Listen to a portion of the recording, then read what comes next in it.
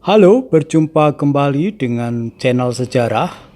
Kali ini kita akan membahas mengenai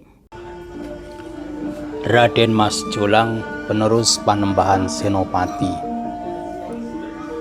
Menurut sejarah dalam, pelanjut Senopati adalah Mas Jolang pada tahun 1601, naik tahta dan bergelar Adipati Prabu Anyakrawati Senopati ing Alogo Mataram, yang kelak disebut sebagai Panembahan Sedo ing Krapyak.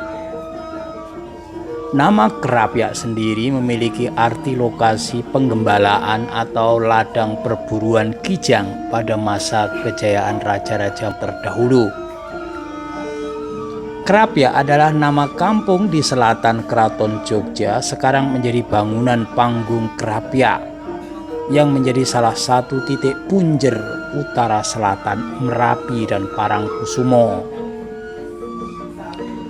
Panembahan Sedo ing Krapyak adalah putra Senopati dengan permaisuri Ratu Mas Waskita Jawi yang berasal dari Pati. Ia memiliki anak Raden Mas Jolang sama dengan Tandu atau digendong, yang memang ia kelihatan masih kekanak-kanakan. Seringkali nama-nama atau julukan seperti itu diberikan sesuai fakta-fakta dan peristiwa yang kebetulan terjadi pada saat ia dilahirkan, dan kadang nama itu juga agak kelihatan aneh.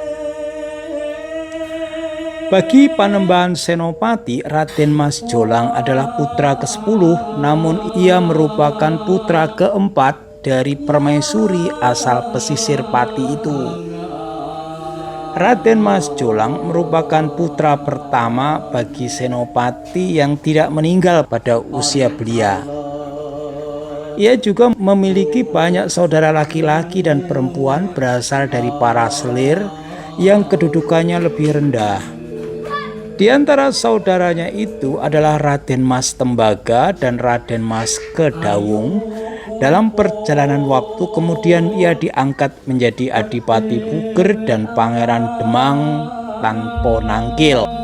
Dua saudara lainnya, Raden Mas Damar dan Mas Bagus, baru diangkat oleh putra mahkota menjadi Pangeran Adipati Purbaya dan Adipati Juminah. Sesuai silsilah, Mas Jolang adalah satu-satunya putra Senopati dari permaisuri. Jelas kiranya ia dipilih menggantikan Senopati meskipun bukan putra sulung. Dapat dimengerti jika dua saudaranya yang lebih tua tetapi derajatnya lebih rendah, maka Pangeran Puger menjadi Adipati Demak dan Pangeran Jayanegara menjadi kepala di Ponorogo, yang kemudian kedua kakaknya itu memberontak. Meskipun bukan putra sulung, Raden Mas Jolang ditunjuk oleh Panembahan Senopati sebagai penerusnya karena ia anak dari permaisuri. Sebelum pengangkatan Raden Mas Jolang, Panembahan Senopati telah menyiapkan dia sebagai pemimpin Mataram dengan menjalani ujian yang cukup berat, yaitu ia ditugaskan menumpas pemberontakan Adipati Pragola dari Pati yang adalah pamannya sendiri karena membangkang. Tugas negara menghadang pamannya itu yang membawa seluruh kekuatan penuh ke Mataram ternyata nyaris membuat putra mahkota terbunuh. Untung saja nasib baik masih berpihak padanya, yang akhirnya pemberontakan itu dapat ditumpas oleh ayahnya. Peristiwa Jumenengan atau penobatan Raden Mas Jolang diceritakan dalam serat kanda bahwa dilakukan pada hari Senin, yang menurut tradisi orang Jawa hari Senin dan Kamis itu adalah hari-hari sang raja. Biasanya pada hari-hari itu raja tampil di hadapan para abdi dalam, misalnya urusan pengadilan atau urusan lainnya. Adi Prabu Anyakrawati dinobatkan sebagai Senopati ing Alogo, kerajaan Mataram, yang ditandai dengan upacara tradisional. dengan didampingi Ki Patih Mandaraka dan Pangeran Mangkubumi sambil memegang tangan putra mahkota, kemudian menempatkan calon raja itu duduk di kursi singgasana berbalut warna keemasan. Lantas kedua pembesar kerajaan Mataram itu berdiri di sisi kanan kiri putra mahkota. Pangeran Mangkubumi dengan suara lantang dan keras berbicara kepada seluruh yang hadir di Siti Hinggil dan Paseban Utama. "Wahai orang-orang Mataram, saksikanlah bahwa Pangeran Adipati sekarang diangkat menjadi raja menggantikan ayahandanya Panembahan Senopati." Sebagai layaknya tradisi jumenengan ini dalam tata paugeran kerajaan Jawa, dalam pengumuman itu juga disampaikan tantangan. Kepada siapa saja yang berani melawan kehendak raja akan mendapat ganjaran setimpal.